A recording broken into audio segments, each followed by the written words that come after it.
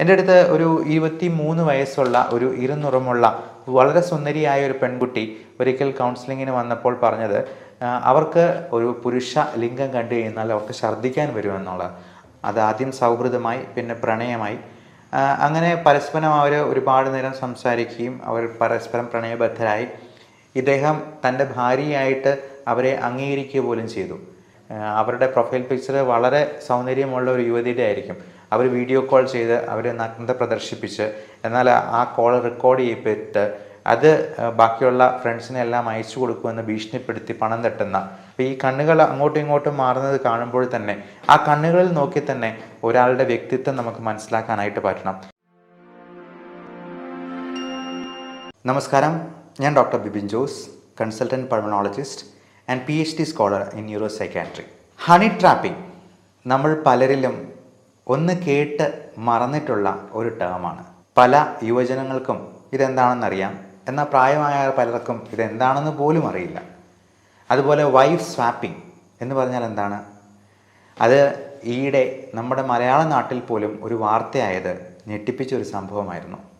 പങ്കാളികളെ പരസ്പരം വെച്ച് മാറുക, അതിനുവേണ്ടി പ്രത്യേകം ടെലിഗ്രാം ഗ്രൂപ്പുകളും വാട്സപ്പ് ഗ്രൂപ്പുകളും ഒക്കെ ഉണ്ടാക്കുക. നമ്മുടെ നാട്ടിലൊക്കെ ഇങ്ങനെയൊക്കെ സംഭവിക്കുമോ? നമ്മുടെ സംസ്കാരം ഇത്ര രീതിയിൽ മാറിപ്പോയോ എന്നൊക്കെ ഒരു പക്ഷേ നമ്മൾ ആലോചിച്ച് പോയേക്കാം. പലർക്കും തങ്ങളുടെ ജീവിതത്തിലുണ്ടാകുന്ന ദാമ്പത്യ പ്രശ്നങ്ങളും മാനസികമായിട്ടുള്ള പ്രശ്നങ്ങളും ഒന്നും ചർച്ച ചെയ്യാനായിട്ടുള്ളൊരു പ്ലാറ്റ്ഫോം ഇല്ല. ഡോക്ടർമാർക്കും രോഗികൾക്കും ഇതിനെക്കുറിച്ച് തുറന്ന് സംവദിക്കാനായിട്ട് മടിയാണ്, പേടിയാണ്, ചമ്മലാണ് എന്നൊക്കെ ഉള്ളതുകൊണ്ട് ഇതുപോലുള്ള ലൈംഗിക വൈകൃതങ്ങളും ഇതുമൂലമുണ്ടാകുന്ന പ്രശ്നങ്ങളും നമ്മുടെ സമൂഹത്തെ ആകെ ഗ്രസിച്ചു നിൽക്കുകയാണോ എന്ന് സംശയിച്ചു തോന്നും. ഞാൻ ഇപ്പോൾ ഷെയർ ചെയ്യാൻ ഉദ്ദേശിക്കുന്നത് ഒരു വളരെ റിച്ചായിട്ടുള്ള ഒരു ബിസിനസ്സുകാരനെ ഹണി ട്രാപ്പ് ചെയ്യ ഒരു കഥയാണ്. ഭാര്യ മരിച്ചുപോയ അദ്ദേഹത്തിന് ഏകദേശം 41 വയസ്സ് പ്രായമുണ്ട്. 2 മക്കളും ഉണ്ടായിരുന്നു. അപ്പോൾ ഗൾഫിൽ ജോലി ചെയ്തിരുന്ന സമയത്ത് അദ്ദേഹത്തിന് ഒരു ലേഡിയുടെ പക്കൽ നിന്നും വാട്സപ്പിൽ മെസ്സേജ് ആയിട്ട് വന്നു. എവിടുന്നോ വാട്സപ്പ് നമ്പർ കിട്ടി. അങ്ങനെ അതൊരു തുടക്കമായിരുന്നു. അതാദ്യം സൗഹൃദമായി, പിന്നെ പ്രണയമായി, അങ്ങനെ പരസ്പരം അവർ ഒരുപാട് നേരം സംസാരിക്കുകയും അവർ പരസ്പരം പ്രണയബദ്ധരായി. ഇദ്ദേഹം തൻ്റെ ഭാര്യയായിട്ട് അവരെ അംഗീകരിക്കുക പോലും ചെയ്തു. അങ്ങനെ ഇയാൾക്ക് കുറച്ച് പൈസ ഉണ്ടായിരുന്നത് എല്ലാം ഘട്ടം ഘട്ടമായിട്ട് അദ്ദേഹത്തിൻ്റെ സാലറിയിൽ ഒരു പങ്ക് പോലും ഈ സ്ത്രീക്ക് അയച്ചു കൊടുക്കുക പോലും ചെയ്തുകൊണ്ടിരുന്നു. എന്നാൽ കുറച്ച് നാൾ കഴിഞ്ഞപ്പോൾ ഇയാൾ ഞെട്ടലോടെ തിരിച്ചറിഞ്ഞു ഈ ഭാര്യ വിവാഹിതയും വേറെ 2 കുട്ടികളുടെ അമ്മയുമാണ് എന്നുള്ളത്. അപ്പോൾ അങ്ങനെ വന്നപ്പോഴത്തേക്കും ഇദ്ദേഹം വളരെ ഞെട്ടലോടെ തിരിച്ചറിഞ്ഞു തൻ്റെ പൈസ മുഴുവൻ നഷ്ടപ്പെട്ടതും. ഇയാൾ പിന്നെ വിളിച്ചിട്ടൊന്നും ഫോൺ എടുക്കുന്നില്ല, ഫോണിൽ കിട്ടുന്നില്ല. അങ്ങനെ അദ്ദേഹം വളരെ സാമ്പത്തികമായിട്ടും മാനസികമായിട്ടും തകർന്ന ഒരു അവസ്ഥയിലോട്ട് മാറിപ്പോവുകയും പിന്നീടാണ് ഇങ്ങനെ ഒരു കൗൺസിലിങ്ങിന് വേണ്ടി നമ്മുടെ സെൻറ്ററിലേക്ക് വരികയും ചെയ്തത്. അപ്പോൾ ഇങ്ങനെയുള്ള ഒരുപാട് കള്ളത്തരങ്ങൾ നമ്മുടെ സമൂഹത്തിൽ അരങ്ങേറുന്നുണ്ട് എന്നുള്ളത് നമ്മൾ മനസ്സിലാക്കിയിരിക്കുക. പലപ്പോഴും പല പേഴ്സണാലിറ്റി ഡിസോർഡേഴ്സും ഈ ആൾക്കാരെ പറ്റിക്കുക എന്ന് പറയുന്നത് തന്നെ ഇപ്പോൾ മറ്റൊരാളെ ദ്രോഹിച്ചുകൊണ്ട് സ്വയം പണം നേടിയെടുക്കുകയും അധികാരമുണ്ടാക്കുകയും അവർക്ക് എന്ത് തന്നെ പ്രശ്നമുണ്ടായെന്നാലും നമുക്കൊരു ഗുസ്ലമില്ല എന്നുള്ള രീതിയിൽ ഒരു ലാക്ക് ഓഫ് എമ്പതിയോടുകൂടി പെരുമാറുന്നത് പോലും ഒരു പേഴ്സണാലിറ്റി ഡിസോർഡറാണ് എന്ന് നമുക്ക് പറയാം. അപ്പം ഇങ്ങനെയുള്ള നാർസിസിസ്റ്റ്, അതായത് സ്വന്തം കാര്യം നേടിയെടുക്കാൻ വേണ്ടി ഏത് രീതിയിൽ വേണമെങ്കിലും പ്രവർത്തിക്കാനായിട്ട് അവർക്ക് മടിയുണ്ടാവില്ല. അവർ ചിരിക്കുകയും കരയുകയും അഭിനയിക്കുകയും സ്നേഹം കാണിക്കുകയും കൊഞ്ചുകയും എല്ലാം ചെയ്തെന്ന് വരാം. പക്ഷേ ഇവരെ ഒരു തരത്തിലും നമുക്ക് വിശ്വാസത്തിലെടുക്കാൻ കഴിയില്ല എന്ന് ഇപ്പോൾ ഒരു ഘട്ടത്തിൽ നമ്മൾ തിരിച്ചറിയുമ്പോഴേക്കും അവർ തന്നെ പറയും, അത് പൊട്ടന്മാരെ അങ്ങനെ പറ്റിക്കും, ഞാനങ്ങനെ പറഞ്ഞു എന്ന് കരുതി നിങ്ങൾ ഇതിനെ എനിക്ക് പണം അയച്ചു തന്നത്, നിങ്ങൾ പൊട്ടനായിരുന്നു, അതുകൊണ്ട് നിങ്ങൾക്ക് നഷ്ടപ്പെട്ടു എന്ന് പറയും. അപ്പോൾ എന്നെ ഒന്ന് പറ്റിക്കണേ എന്ന് പറഞ്ഞുകൊണ്ട് നിങ്ങൾ നടന്നുകൊണ്ട് നിങ്ങളെ പറ്റിക്കും, ബുദ്ധിയുള്ളവർ അത് വിറ്റ് കാശാക്കും എന്നുള്ള രീതിയിൽ അതിനെ പോലും വളരെ ന്യായീകരിക്കുന്ന ഒരു അവസ്ഥ നമ്മൾ കാണാറുണ്ട് പലപ്പോഴും ഇങ്ങനെയുള്ള സൈക്കോളജി റിലേറ്റഡ് പ്രോബ്ലംസ് കൈകാര്യം ചെയ്യുമ്പോൾ. ഇപ്പോൾ മണി ചെയിൻ പോലുള്ള കാര്യങ്ങൾ, മോഷണം, കൊല, ക്വട്ടേഷൻ തുടങ്ങിയ പല കാര്യങ്ങളും നമ്മുടെ സമൂഹത്തിൽ കണ്ടുവരുന്നത് ഇതുപോലെ മറ്റൊരാളെക്കുറിച്ച് ഒരു കരുതലില്ലാത്ത, ഒരു ചിന്തയില്ലാത്ത, ഒരു പേഴ്സണാലിറ്റി ഡിസോർഡേഴ്സിന് ഉടമസ്ഥരായിട്ടുള്ള ആൾക്കാർ നടത്തുന്ന ഓരോ പ്രശ്നങ്ങൾ കൊണ്ടാണ്. നമുക്കറിയാം ഈയിടെ തന്നെ ഒരു വൃദ്ധനായ 79 വയസ്സുള്ള ഒരു മനുഷ്യൻ അദ്ദേഹത്തിൻ്റെ മകനെയും കുടുംബത്തെയും 4 പേരെ ചുട്ടുകൊന്നത് ഈയിടെ വാർത്തയായിരുന്നു. അതുപോലെ തന്നെ ചേട്ടൻ അനിയനെ വെടിവെച്ച് കൊന്നതും, അനിയനെയും അമ്മാവനെയും വെടിവെച്ച് കൊന്നതും, അതുപോലെ ചെറിയൊരു പ്രശ്നത്തിന് പോലും തോക്ക് ചൂണ്ടുന്ന, നമ്മുടെ നാട്ടിലൊക്കെ ഇത്രയും തോക്കുകൾ പോലും ഉണ്ട് എന്നുള്ളത് നമ്മളിപ്പോഴായിരിക്കും ഈ വാർത്തയാ കാണുമ്പോഴായിരിക്കും മനസ്സിലാക്കുക. അതുപോലെ കത്തിക്കുത്തും കലാപങ്ങളും പലതരത്തിലുള്ള പ്രശ്നങ്ങളുമൊക്കെ നമ്മൾ നോക്കുമ്പോൾ തോന്നുക കുടുംബത്തിൽ പോലും ഒരുപാട് പ്രശ്നങ്ങൾ. ഇതിപ്പോൾ ഒരു കൊലപാതകം നടക്കുമ്പോഴോ അല്ലെങ്കിൽ അടിയോ കുത്തുകേസോ ഒക്കെ ഉണ്ടാകുമ്പോഴാണ് അതൊരു വാർത്തയായി അത് നമ്മളിലേക്ക് എത്തുക, നമ്മൾ അറിയുന്നത് തന്നെ. എന്നാൽ അത് അറിയാതെ പോകുന്ന എത്രയോ പ്രശ്നങ്ങൾ 90% കുടുംബങ്ങളിലും ഇതുപോലുള്ള പല അസ്വാരസ്യങ്ങൾ നിമിത്തം പല പ്രശ്നങ്ങളുമുണ്ട് എന്നുള്ളത് നമുക്ക് മനസ്സിലാക്കാവുന്ന ഒരു കാര്യമാണ്.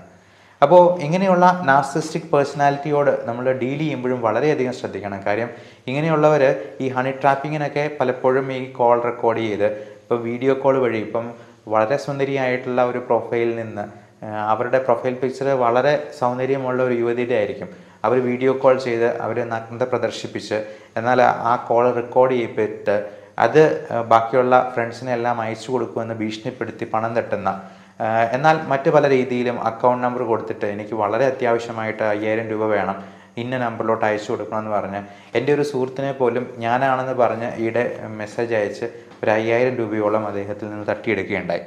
അപ്പോൾ ഇങ്ങനെയുള്ള കാര്യങ്ങളെല്ലാം ഈ പറയുന്ന പേഴ്സണാലിറ്റി ഡിസോർഡേഴ്സ് ഉള്ള വ്യക്തികൾ ഇങ്ങനെ തക്കം പാർത്തിരിക്കുന്നു എന്നുള്ളത് നമ്മൾ മനസ്സിലാക്കേണ്ട ഒരു പ്രധാനപ്പെട്ട സംഗതിയാണ്. അപ്പോൾ ഇങ്ങനെയുള്ള ആളുകൾക്ക് അവരൊരു ക്രൈം നടത്തിയെന്നാലും പിടിക്കപ്പെടില്ല എന്നുള്ളൊരു കോൺഫിഡൻസ് ആയിരിക്കാം, അല്ലെങ്കിൽ അവർ വളരെ ബുദ്ധിമാനാണ്. ഇപ്പം പലപ്പോഴും ഈ കൊട്ടേഷനൊക്കെ കൊടുത്തിട്ടുള്ള ആൾക്കാർ ഞാനൊരു ക്രൈം നടത്തിയെന്നാൽ അത് ഒരു പോലീസിനും കണ്ടുപിടിക്കാൻ പറ്റില്ല എന്ന് വീരവാദം മുഴക്കുന്ന ഒരു രീതിയിലേക്ക് കാര്യങ്ങൾ മാറി മറിയുന്നത് നമുക്ക് തന്നെ കാണാവുന്നതാണ്. അപ്പോൾ ഇങ്ങനെയുള്ള മാക്കിവെലിനിസം എന്നാണ് അതിനെ പറയാം. അതായത് ഈ കള്ളത്തരം കാണിക്കുന്ന ഒരു സ്യൂഡോ എമ്പതി കാണിച്ച് അല്ലെങ്കിൽ കള്ളത്തരങ്ങൾ കാണിച്ച് പണം തട്ടാനായിട്ടുള്ള ഒരു രീതിയിലേക്ക് പല കുറ്റവാളികളും ചിന്തിക്കുന്നുണ്ട് എന്നുള്ളത് എല്ലാ സാധാരണക്കാരായ മനുഷ്യരും അറിയണം എന്നുള്ളത് മനസ്സിലാക്കുക. അപ്പോൾ ഇങ്ങനെയുള്ള ആളുകളൊക്കെ അവർക്കെതിരെ തെളിവുകൾ ഉണ്ടാകാതിരിക്കാൻ വളരെ ഹൈപ്പർ വിജിലൻ്റ് ആയിരിക്കും. ഇപ്പം നമുക്കൊരു വ്യക്തിയെ കാണുമ്പോൾ അവരുടെ കണ്ണുകൾ ചിലപ്പോൾ നമ്മളോട് സംസാരിച്ചെന്ന് വരാം. അപ്പോൾ ഈ കണ്ണുകൾ അങ്ങോട്ടും ഇങ്ങോട്ടും മാറുന്നത് കാണുമ്പോൾ തന്നെ ആ കണ്ണുകളിൽ നോക്കി തന്നെ ഒരാളുടെ വ്യക്തിത്വം നമുക്ക് മനസ്സിലാക്കാനായിട്ട് പറ്റണം. അപ്പോൾ ബാക്കിയുള്ളവൻ എന്ത് ചെയ്യുമെന്ന് നോക്കിക്കൊണ്ടായിരിക്കാം ഈ കണ്ണുകൾ പരക്കം പായുന്നത്. അപ്പോൾ ഈ കണ്ണു പോകുന്ന പോക്ക് പോലും ഇതിൽ നമ്മൾ പ്രത്യേകമായിട്ട് നോട്ട് ചെയ്യേണ്ടതുണ്ട്. ഒരാളുടെ പേഴ്സണാലിറ്റി അസസ്മെൻറ്റിൽ നമ്മൾ മനസ്സിലാക്കേണ്ടതുണ്ട് എന്ന് പ്രത്യേകം ഓർക്കുക. ഇങ്ങനെയുള്ള പ്രശ്നങ്ങൾ ഉണ്ടാവുമ്പോൾ ഇപ്പോൾ പലപ്പോഴും ഈ പേഴ്സണാലിറ്റി ഡിസോർഡേഴ്സ് ഉള്ള ആളുകൾ അത് മറച്ചു വെച്ച് കല്യാണം കഴിക്കാറുണ്ട്. സൈക്കോളജിക്കൽ ഇഷ്യൂസ് ഉള്ളവർ, ബൈപ്പോളാർ മൂഡ് ഡിസോർഡർ ഉള്ളവർക്ക്, അല്ലെങ്കിൽ ഡിപ്രഷൻ, ആങ്സൈറ്റി അങ്ങനത്തെ പ്രശ്നങ്ങളുള്ളവർ, സൂയിസൈഡ് അറ്റംപ്റ്റ്സ് നടത്തിയിട്ടുള്ളവർ, ഇതൊന്നും പുറത്ത് പറയാതെ പങ്കാളിയോട് പോലും ഒന്ന് സൂചിപ്പിക്കാതെ വിവാഹത്തിൽ ഏർപ്പെടുകയും പിന്നീട് ദാമ്പത്യ പ്രശ്നങ്ങളായിട്ട് നമ്മുടെ അടുത്ത് വരുന്നവരുമുണ്ട്. അപ്പോൾ അങ്ങനെയുള്ളവർ ഡോക്ടറിനെ കാണാൻ വരുമ്പോഴും നമുക്ക് ഒരു സർട്ടിഫിക്കറ്റ് കൊടുക്കാനൊക്കെ പലപ്പോഴും പേടിയാണ്. കാര്യം ഈ സർട്ടിഫിക്കറ്റിൻ്റെ ബേസിസിൽ ഇവർ ഭ്രാന്തിന് ട്രീറ്റ്മെൻറ്റ് എടുത്തിട്ടുണ്ട് എന്ന് പറഞ്ഞ് വിവാഹമോചനം പോലുള്ള കാര്യങ്ങളിലേക്ക് നീങ്ങാൻ ഇതുപോലുള്ള കള്ളത്തരക്കാരും ശ്രമിക്കാറുണ്ട് എന്നുള്ളതാണ് ഈ പേടിക്ക് ആധാരം. അപ്പോൾ ഇങ്ങനെയുള്ള കാര്യങ്ങളിലൊക്കെ നമ്മൾ ഒരു രജിസ്റ്റേർഡ് മെഡിക്കൽ പ്രാക്ടീഷണറിൻ്റെ കൺസൾട്ടേഷൻ, അവരുടെ അഡ്വൈസ് സ്വീകരിക്കണം എന്നുള്ളതിൻ്റെ ഇമ്പോർട്ടൻസ് ഈ മെഡിക്കോ ലീഗൽ കേസുകളിലും വളരെ പ്രധാനമാണ്. പലപ്പോഴും ഒരു ഡോക്ടറിനെ കൺസൾട്ടേഷൻ തേടിയിട്ടുണ്ടെന്നുണ്ടെങ്കിൽ അദ്ദേഹത്തിന് കൃത്യമായിട്ടുള്ള ഇവാലുവേഷൻ നടത്താൻ പറ്റിയിട്ടുണ്ട് എന്നുള്ളത് കൊണ്ട് തന്നെ അതൊരു തെളിവായി, ഒരു ഡോക്യുമെൻ്റായിട്ട് അവിടെ അവശേഷിക്കും. അത് നമുക്ക് വേണ്ടി സംസാരിക്കും എന്നുള്ളത് മനസ്സിലാക്കുക. അതേപോലെ തന്നെ പലതരത്തിലുള്ള ഞരമ്പ് രോഗങ്ങളും, OCD, ഒബ്സസീവ് കമ്പൾസീവ് ഡിസോർഡർ എന്ന് പറയുന്നത് ചിലപ്പോൾ ഈ സെക്ഷൽ ഇൻ്റർകോഴ്സിൽ ഒരു അറപ്പായിട്ട് മാറിയെന്നാൽ ഈ സെക്സിനോടൊരു വെറുപ്പായിട്ട് തോന്നാനായിട്ടുള്ള സാധ്യതയുണ്ട്. എൻ്റെ അടുത്ത് ഒരു 23 വയസ്സുള്ള ഒരു ഇരുനിറമുള്ള വളരെ സുന്ദരിയായ ഒരു പെൺകുട്ടി ഒരിക്കൽ കൗൺസിലിങ്ങിന് വന്നപ്പോൾ പറഞ്ഞത് അവർക്ക് ഒരു കറുപ്പ് നിറമുള്ള ഒരു പുരുഷ ലിംഗം കണ്ടു കഴിഞ്ഞാൽ അവർക്ക് ഛർദ്ദിക്കാൻ വരുമെന്നുള്ളത്. അതുകൊണ്ട് തന്നെ അവരുടെ ദാമ്പത്യ ജീവിതത്തിൽ വളരെയധികം പ്രശ്നങ്ങൾ ഉണ്ടാകുകയും അതുകൊണ്ടാണ് ഇവർ കൗൺസിലിങ്ങിന് വരികയും ചെയ്തത്. ഇതേപോലെ തന്നെ ഒരു പെൺകുട്ടി സ്കൂളിൽ നിന്ന് സ്കൂൾ കഴിഞ്ഞിട്ട് പോകുന്ന വഴിക്ക് ഒരു ലൈംഗിക വൈകൃതമുള്ള ഒരു മനുഷ്യൻ എക്സിബിഷനിസം അവരുടെ പുരുഷ അവയവം പ്രദർശിപ്പിച്ച് നിന്നതിൽ പിന്നെ അതിനോട് വളരെ അവേഷം തോന്നുകയും പിന്നെ പഠിക്കാൻ പോകുന്നില്ല എന്ന് പറഞ്ഞ് അതിന് ഒരു സൊല്യൂഷൻ തേടി നമ്മുടെ അടുത്ത് വരികയും ഉണ്ടായ ഒരു സാഹചര്യമുണ്ടായി. അപ്പം പലപ്പോഴും ഇത് കുട്ടികൾ അവരുടെ അച്ഛനമ്മമാരോട് പോലും തുറന്നു പറയാത്ത ഒരു രീതിയിൽ അത് മാറുമ്പോഴേക്കും അതിന് കൃത്യമായിട്ടുള്ളൊരു ഇവാലുവേഷൻ നടത്തി അതിന് വേണ്ട ട്രീറ്റ്മെൻറ്റ് കൈക്കൊള്ളാനായിട്ട് അച്ഛനമ്മമാരും പ്രത്യേകം ശ്രദ്ധിക്കണം. അപ്പോൾ ഇങ്ങനെയുള്ള എക്സിബിഷനിസം ഉണ്ടാകുമ്പോൾ അതിനുള്ള സൊല്യൂഷൻ എന്താണെന്നുള്ളതും കൂടി നമ്മൾ മനസ്സിലാക്കിയിരിക്കുക. അപ്പോൾ പെൺകുട്ടികൾ അമ്മമാരോട് ഇത് പറയുകയാണെങ്കിൽ ആ എക്സിബിഷനിസം കാണിക്കുന്ന ഒരു വ്യക്തിയുടെ അടുത്ത് നമ്മൾ അങ്ങോട്ട് അടി കൊടുക്കാനോ അല്ലെങ്കിൽ അതിന് റിയാക്ട് ചെയ്യാനോ പോകല്ല. അത് കണ്ടു കഴിഞ്ഞാലും ഒരു റിയാക്ഷനും ഇല്ലാതെ അവിടെ നിൽക്കുക എന്നുള്ളതാണ് അതിന് ചെയ്യേണ്ടത്. അപ്പം അതേസമയം നമ്മൾ പേടിക്കുന്നതായിട്ടോ അല്ലെങ്കിൽ അതിന് എന്തെങ്കിലും അത്ഭുതം കൂറുന്ന എന്തെങ്കിലും ഒരു തരത്തിലുള്ള റിയാക്ഷൻ കാണുമ്പോൾ ഈ പേടി കാണുന്നതാണ് അവർക്ക് കൂടുതലായിട്ടുള്ള സെക്ഷൽ സ്റ്റിമുലേഷൻ കൊടുക്കുന്നത്. അപ്പോൾ അവർ ആ പേടി കാണാൻ വേണ്ടി വീണ്ടും വീണ്ടും അത് ചെയ്തു എന്ന് വരും. അപ്പം ഇതിന് നോ റിയാക്ഷൻ നോ റെസ്പോൺസ് ആയിട്ട് കണ്ടെന്നാലും ഒരു ഭാവഭേദവും ഇല്ലാതെ അങ്ങ് നടന്നു പോവുക എന്നുള്ളതാണ് അതിന് കൊടുക്കേണ്ട സൊല്യൂഷൻ. അപ്പോൾ അമ്മമാരാണെങ്കിലും പെൺകുട്ടികളുടെ അടുത്ത് പറഞ്ഞു കൊടുക്കേണ്ടതാണ്. അപ്പോൾ ഇങ്ങനെയുള്ള ഈ അറപ്പ് ഈ OCDയിൽ നിന്ന് ഒബ്സസീവ് കമ്പൾസീവ് ഡിസോർഡർ എന്ന് പറയുന്നത് നമ്മൾ റിപ്പീറ്റഡ് ആയിട്ട് കൈ കഴുകുന്നതും കാല് കഴുകുന്നതും ഒരു ചെറിയ പൊടി പോലും ഇല്ലാതെ സൂക്ഷിക്കുന്നത് മാത്രമല്ല, ഇതുപോലുള്ള ഈ OCDയുടെ പല ടൈപ്പുകളുണ്ട്. അപ്പോൾ അതിലൊന്നാണ് ഈ സെക്സിനോടുള്ള അറപ്പ്. ഇപ്പം പുരുഷന്മാർക്കും അതുണ്ടാകാം. അപ്പോൾ സ്ത്രീയുടെ ലൈംഗിക അവയവം കാണുമ്പോൾ അതിനോട് അറപ്പ്, ഇപ്പം അതിൻ്റെ സെക്രീഷൻസിനോടാകാം, അല്ലെങ്കിൽ ആ തുപ്പലിനോടോ വിയർപ്പിനോടോ അല്ലെങ്കിൽ അതിലെ എന്തിനോട് വേണമെങ്കിലും ഒരു അറപ്പ് ജനിച്ചു കഴിഞ്ഞാൽ ഇപ്പോൾ ഈ ദാമ്പത്യ പ്രശ്നങ്ങളിലേക്ക് അത് വഴിതെളിക്കാനായിട്ടും അത് വലിയൊരു പ്രശ്നമായി മാറാനും സാധ്യതയുണ്ട്. അപ്പോൾ ഇങ്ങനെയുള്ള കാര്യങ്ങളൊക്കെ തുറന്ന് സംസാരിക്കാനായിട്ട് രോഗികളും ഡോക്ടർമാരും തയ്യാറാവണം എന്നുള്ളതാണ് ഇതിൽ പ്രത്യേകം ഓർമ്മിപ്പിക്കാനായിട്ടുള്ളത്. അപ്പോൾ ഇതിന് ഒരു ട്രെയിൻഡ് സൈക്കോളജിസ്റ്റിനെ തന്നെ കണ്ട് അതിന് വേണ്ട മാർഗനിർദ്ദേശങ്ങൾ സ്വീകരിക്കാനായിട്ട് പ്രത്യേകം ശ്രദ്ധിക്കുക. ഇതുപോലുള്ള പ്രശ്നങ്ങളുള്ളപ്പോൾ അപ്പോൾ നമ്മളിത് മറച്ചു പിടിച്ചിട്ട് ഒരു വിവാഹത്തിലേക്ക് ആ പെൺകുട്ടിയോ അല്ലെങ്കിൽ ആൺകുട്ടിയോ ആണെങ്കിലും നമ്മൾ തള്ളിവിടുന്നതിന് പകരം അതിനെ കൃത്യമായി അഡ്രസ്സ് ചെയ്ത്, അതായത് പരസ്പരം തുറന്ന് സംസാരിച്ച് മാത്രം വിവാഹ ജീവിതത്തിലേക്ക് പോകാനായിട്ട് പ്രത്യേകം ശ്രദ്ധിക്കുക. അല്ലെന്നുണ്ടെങ്കിൽ പലപ്പോഴും ഇങ്ങനെയുള്ള ലൈംഗിക വൈകൃതങ്ങളും മാനസിക പ്രശ്നങ്ങളും ഒക്കെ ഒളിപ്പിച്ച് വെച്ച് വിവാഹ ജീവിതത്തിലേക്ക് കടക്കുമ്പോൾ അത് ഒരു തികഞ്ഞ പരാജയമാവുകയും പലപ്പോഴും പെൺകുട്ടികളെ ഒഴിവാക്കാനായിട്ട് കല്യാണം കഴിച്ച് അയക്കുന്ന ഒരു രീതി പോലും കാണാറുണ്ട്.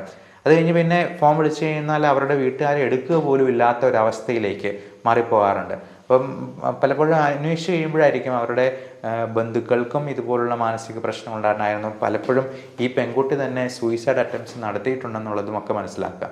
അപ്പോൾ ഈ സൂയിസൈഡ് ചെയ്യും എന്ന് പറയുന്നവർ അത് ചെയ്യാനായിട്ടുള്ള സാധ്യതയും ഏറെയാണ്.